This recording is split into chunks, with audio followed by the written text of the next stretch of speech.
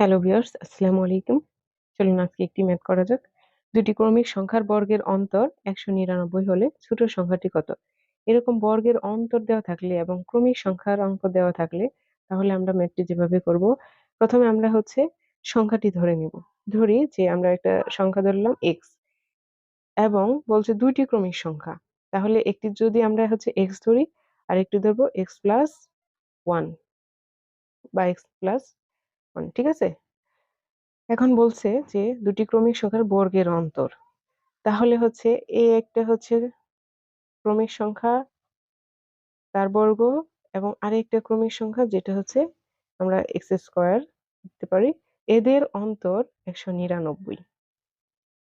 এখন আমরা দেখব এক্স প্লাস ওয়ান তার হোল স্কোয়ার মানে এ প্লাস বি হোল স্কোয়ারের সূত্র পড়ে গেছে।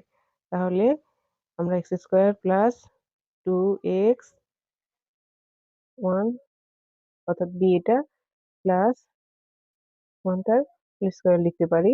এখন মাইনাস এক্স স্কয়ার থাকলো ইকুয়াল টু ১৯৯, বা আমরা x square plus 2x plus 1 minus x square equal to ১৯৯ লিখতে পারি। বা আমরা এখন এই এক্স আর এক্সটাকে কেটে দিব, আর 2x টাকে রাখবো, আর এই 1টাকে প্লাস 1টাকে এই পাশে পক্ষান্তর করে মাইনাস 1 করে দেব।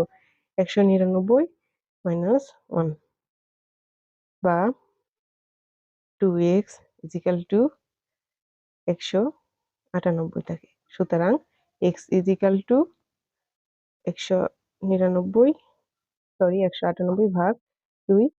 সুতরাং x ইজ ইকুয়াল টু আসে ৯৯। তাহলে ছোট সংখ্যাটি কত? ছোট সংখ্যাটি আমরা বের করব। x এর মান আমরা পেলাম ৯৯। তাহলে বড় সংখ্যাটি আমরা পাবো ৯৯ যোগ ১ ইকুয়াল টু ১০০। তাহলে ছোট সংখ্যাটি ৯৯। অ্যান্সার হবে আমার ৯৯। ধন্যবাদ সবাইকে।